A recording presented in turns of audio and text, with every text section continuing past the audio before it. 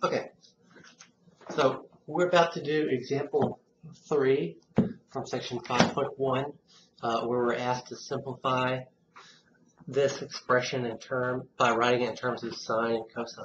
This is one of my favorite ways to simplify a trig function, is just to write it in terms of our two kind of fundamental trig functions and see if it simplifies. A lot of times, 90% of the time, I'm going to say this is what I try first. If I'm trying to integrate something and it's got some trig functions in there that I want to deal with, this is what I normally start with. So, the first step's easiest. Just look at these functions and say, well, how they relate to sine and cosine. So, cotangent's easy. That's cosine over sine. Cotangent squared is just cosine squared over sine squared. So that top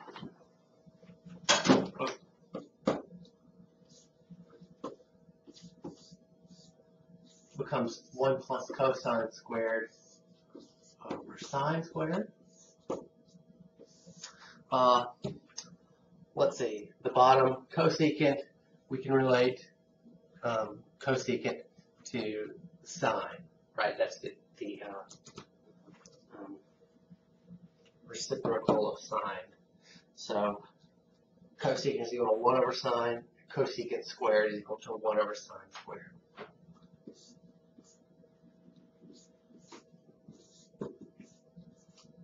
Okay, from here, we've got some choices as to how to simplify this. What I would probably do is rewrite these things using a common denominator.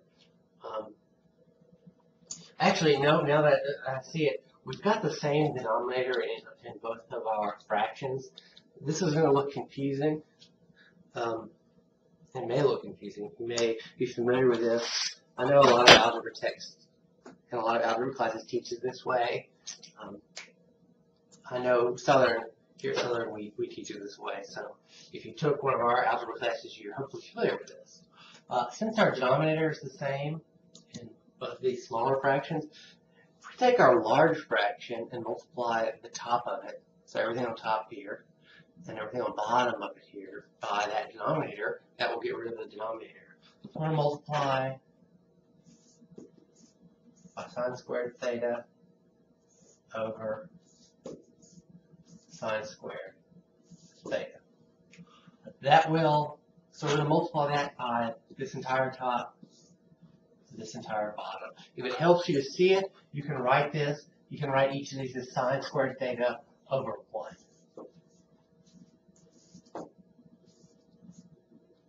I know a lot of people like to multiply their fractions that way. And then I could rewrite each of these in here as a fraction too if I want to. This is already a fraction, but 1 I can rewrite as 1 over 1. I can write this 1 as 1 over 1. Just so you can see, most people, I think, have less trouble multiplying a fraction by another fraction. So multiplying this by our first term, we're just going to get, for right here, we're distributing this there. Sine squared times 1 is just sine squared. 1 times 1 is just 1. So really, I don't need that 1, but I'll leave it there. Here, I've got cosine squared sine squared over sine squared theta times 1 is just sine squared theta. So that was the purpose of this, getting that. We already had this sine squared in the denominator. We just introduced this sine squared to the numerator, and that's going to allow us to cancel that one out. So this is going to cancel with that right there.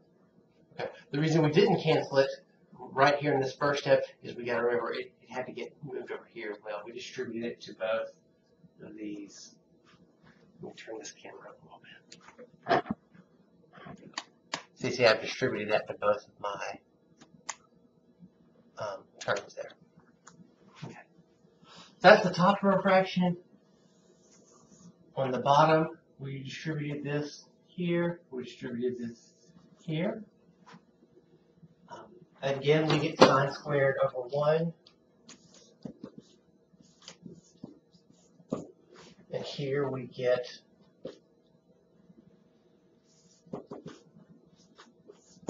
sine squared over sine squared. Okay. So now the fun, now we can cancel some stuff.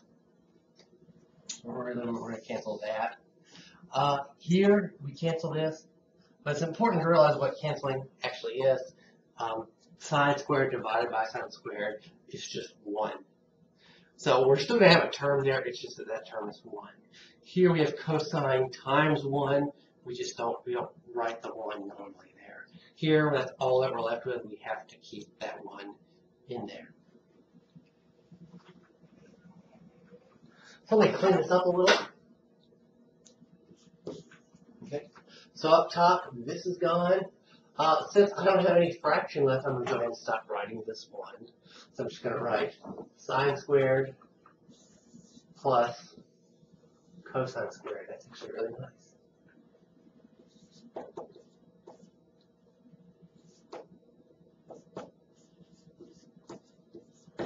Okay. And on the bottom, my sines cancels completely, and I was left with sine squared here.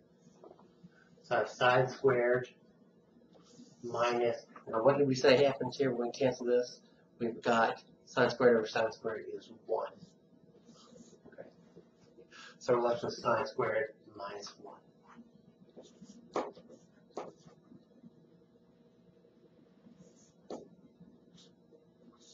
So hopefully you recognize these things. These are both variations of the Pythagorean identity. Let's just tilt this camera down to get this in. Okay. Sine squared plus cosine squared up here on top simplifies to 1. Sine squared minus 1 is what? What do you think?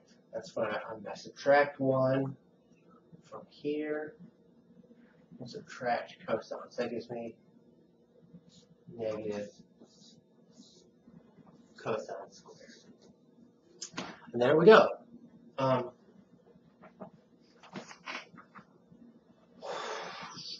I guess we could go one step further. Cosine, this is the reciprocal of cosine, and we know we've got a name for the reciprocal of cosine. That's the secant. We also have our negative, so this would be the negative secant.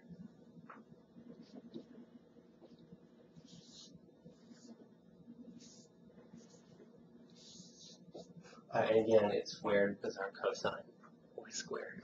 That's actually a really nice result. We got this complicated thing. Oops, you can't see the top anymore. We got that kind of complicated expression involving 2 trig functions and 4 terms altogether. Down to just the single negative secant squared theta. So a beautiful result. One of the things that I really hope to see in mathematics, say a complicated expression and write it in just 1 term. It's a very nice result.